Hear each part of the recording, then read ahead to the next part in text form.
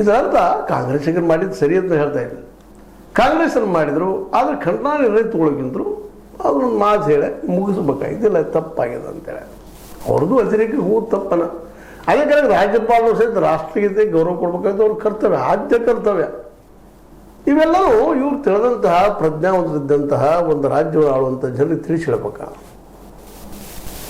ಈ ಎಲ್ಲ ವಿನಗಣ್ಣೆಲ್ಲ ನಾವು ಇದ್ದಂಥವ್ರು ಇವತ್ತು ಈ ವಿಷಯ ಬಗ್ಗೆ ಚರ್ಚೆ ಮಾಡ್ಬೇಕು. ಇಂಥ ಚರ್ಚೆಗಳು ಗದ್ದಲ ಮಾಡೋದ್ರಿಂದಲ್ಲ.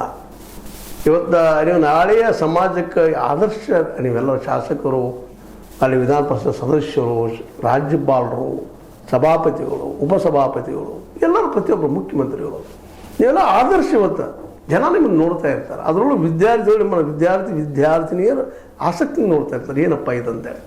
ಅಂಥವ್ರ ಮುಂದೆ ನೀವು ಇಂಥ ಸಣ್ಣ ಸಣ್ಣ ವಿಷಯಗಳನ್ನು ದೊಡ್ಡದು ಮಾಡಿಕೊಂಡು ನೀವು ನಮಗೆ ಅಪಮಾನ ಮಾಡಿದ್ದೀರಿ, ನಾವು ನಿಮಗೆ ಅಪಮಾನ ಮಾಡಿದ್ದೀವಿ ಅನ್ನೋಕ್ಕಿಂತಲೂ ಅವರು ಮಾಡಿದ್ದಾರೆ, ಅದು ಒಪ್ಕೋಬೇಕು ಮೊದಲು ಬಿ ಜೆ ಪಿಗರು. ಆಮೇಲೆ ಅದನ್ನು ನಿಮಗೆ ಮಾತಾಡಬಾರ್ದಾಗಿತ್ತು ಅಂತ ಹೇಳ್ಬೇಕು.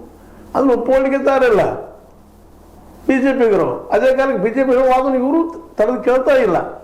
ಇವ್ರದ್ದೇ ವಾದ ಮಾಡ್ತಾರೆ, ಅವರು ಅವ್ರದ್ದೇ ವಾದ ಮಾಡ್ತಾರೆ. ಇಬ್ಬರು ಮಧ್ಯದಲ್ಲಿ ಒಂದು ಎಲ್ಲೂ ಇರ್ತದೆ. ಮತ್ತಿದು ಇನ್ನೊಂದು ಏನಪ್ಪ ಅಂತಂದ್ರೆ, ಇಲ್ಲಿ ನಾವು ಸಂಸ್ಕಾರ, ಸುಸಂಸ್ಕೃತನ, ನಾಗರಿಕತೆ ಅಂತ ಮಾತಾಡ್ತೀವಿ. ಇವೆಲ್ಲವೂ ಒಬ್ಬ ವ್ಯಕ್ತಿಯನ್ನು ತಯಾರು ಮಾಡೋದು ಭಾಳ ಪ್ರಮುಖ ಪಾತ್ರ ವಹಿಸ್ತಾ ಇರ್ತವೆ. ವ್ಯಕ್ತಿನ ಸಮಾಜನ ಇವತ್ತು ಏನಪ್ಪ ಅಂತಂದ್ರೆ ಸರ್ಕಾರ, ನಾವು ಆರಿಸ್ಕೊಂಡಿದ್ದ ಸರ್ಕಾರ. ಆದಷ್ಟು ಒಬ್ಬ ಸಿವಿಕ್ ಬಿಹೇವಿಯರ್ ಇರಬೇಕಲ್ಲ ನಮ್ಮಲ್ಲೇ. ಒಂದು ರೂಲಿಂಗ್ ಬುಕ್ಕನ್ನು ಹರಿದು ಹಾಕ್ತೀವಪ್ಪ ಅಂತಂದ್ರೆ ಇದ್ಯಾವ ಸಿವಿಕ್ ಮ್ಯಾಟ್ರ, ನಾವು ಸಿವಿಲೈಸ್ಡ ಅನ್ನೋದು ಮತ್ತೊಂದು ಪ್ರಶ್ನೆ ಬರ್ತಾವೆ. ಅದೇ ಕಾಲಕ್ಕೆ ಇವರು ಸಹಿತ ಹೋಗಿ ಅಡ್ಡಗಟ್ಟುವುದು, ತಡೆದದ್ದು, ಮಾಡಿದ್ದು ಏನಿಲ್ಲ. ವಿರೋಧ ಮಾಡಿದರು, ತಿಕ್ಕಾರ ಹುಡುಗಿದ್ದು, ರಾಜ್ಯಪಾಲರು ತಪ್ಪು ಮಾಡಿದ್ರು ಅಂತ ಹೇಳಿದ್ರು, ಮುಗಿದು ಹೋಗ್ಬಿಡ್ತದೆ. ಕಾಂಗ್ರೆಸ್ ಅವರು ತಪ್ಪಲ್ಲವೇ, ಇದ್ರಾಗ ಏನು ಬಿಡೇ ಇಲ್ಲ.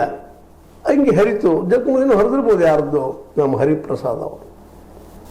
ಅಂದ್ರೆ ಇಲ್ಲಿ ಒಟ್ಟಾರೆಯಾಗಿ ಈಗ ನಡೆದಂಥ ಘಟನೆಗಳು, ಈ ವಿಶೇಷ ಅಧಿವೇಶನದಲ್ಲಿ ನಡೆದಂಥ ಘಟನೆಗಳು ಸಂಸದೀಯ ವ್ಯವಸ್ಥೆಗೆ ಗೌರವ ತರುವಂಥವಂತೆ ಅಲ್ಲ.